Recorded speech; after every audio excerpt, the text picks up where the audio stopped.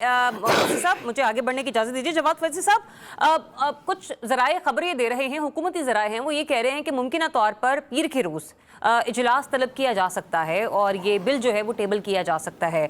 मुझे ये बताइएगा, सुप्रीम कोर्ट के आज के फैसले के बाद तो एक तरीके से अगर देखा जाए तो हुकूमत के लिए राह हमवार हो गई, लेकिन क्या इतना आसान है नंबर गेम पूरे करके इस बिल को पास करवाना, या अभी भी हम ये कह सकते हैं कि काग का दरिया है और डूब कर जाना है?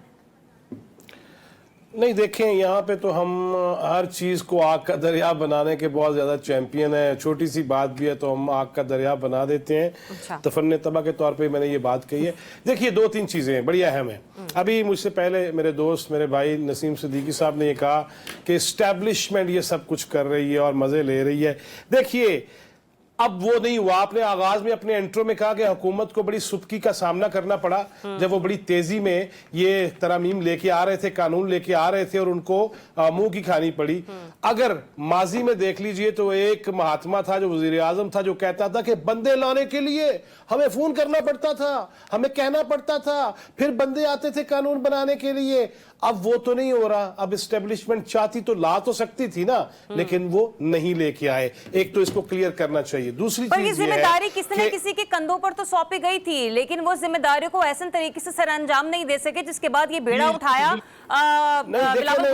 जिम्मेदारी देखें, खुद देखें, अगर आप हुकूमती इत्तेहाद में देख लें या खुद हुकूमती जमात में देख लें तो उसमें भी बात हो रही है कि इरफान सिद्दीकी साहब तो अभी भी कह रहे हैं कि 25 के बाद भी आ सकती है। लिहाजा हम अभी तक तो इसी बात में खड़े हैं कि ये हो सकता है। जराए हमें ये कह रहे हैं, पता लग जाएगा, पता सारे को जाएगा कि क्या हो रहा है, क्या नहीं हो रहा। पूछना चाह रही हूँ आपके साथ से कि देखिए ना, फैसला आज आ गया, लेकिन इसके बावजूद भी हुकूमत के लिए इतना आसान है या अभी भी मुश्किलात हैं बहुत ज्यादा? नहीं, देखें, इसमें आईनी तौर पे मामलात के अंदर इतनी आसानी तो नहीं होती। अच्छा। लेकिन उतना मुश्किल रहा नहीं जितना हम समझ रहे थे या हमने प्रैक्टिकली देखा कि कितना मुश्किल था हुकूमत के लिए। दूसरी बात है कि बिलावल भुट्टो जरदारी साहब खुद ये कह रहे हैं कि ये मजबूरी है और जरूरी है। डेफिनेटली वो इस पे मुलाकातें भी कर रहे हैं और उस पे वो पूरी अपने नाना के आइन को बचाने की कोशिश कर रहे हैं। शाह महमूद कुरैशी साहब कह रहे हैं कि नाना के चिराग से ही कहीं मसला ना हो जाए। लिहाजा ये सारी चीजें मैं ये समझता हूं, मैं अपने तई, देखिए, मैं हमेशा ये कहता हूं, हमें आइन, कानून, उसके रास्ते के हवाले से सियासत की बींट नहीं चढ़ाना चाहिए। और खास तौर पे मैं तो कंडेम करूंगा, कल अगर चीफ जस्टिस के सामने एक बंदा खड़ा होके जिसका ट्रैक रिकॉर्ड देख लें तो वो तो यहां इस्लामाबाद में सेनेगल बनाना चाहता था, यहूदियों की इबादतगाह बनाना चाहता था। वो खड़ा होकर कह रहा है 500 वकील बाहर खड़े हैं, देखो फैसला हमारे खिलाफ। मुझे लगता है ये मुनासिब नहीं है किसी के भी हवाले से मजहब कार्ड इस्तेमाल करना या इस किस्म का फतवा देना। मेरे ख्याल से इस्लामी जमहूरिया पाकिस्तान, इससे हमारा ताल्लुक है, यहाँ पर रहते हुए कम से कम हमें इस तरह की गुफ्तगू नहीं करनी चाहिए। इस तरह की गुफ्तगू से करना चाहिए। ट्रैक रिकॉर्ड देखना चाहिए। फलस्तीन का मुकदमा आप लड़ रहे हो, आप रो रहे हो, एहतजाज कर रहे हो, तकरीरें कर रहे हो और उसमें ये बातें ही नहीं होनी चाहिए। नहीं, ये रिकॉर्ड तो सामने रखने पड़ेंगे। अच्छा, ये सिद्दीकी साहब, आपने जवाब फैजी साहब की गुफ्तगू सुनी, उन्होंने कहा कि बिलावल ने कहा कि मजबूरी है, जरूरी है। मुझे ये बताइएगा, ये किसकी मजबूरी है? हुकूमत की मजबूरी है, मौलाना साहब की मजबूरी है, या बिलावल साहब की मजबूरी और जरूरी दोनों? दूसरा मेरा एक और सवाल ले लीजिए, ये मौलाना किधर खड़े हैं?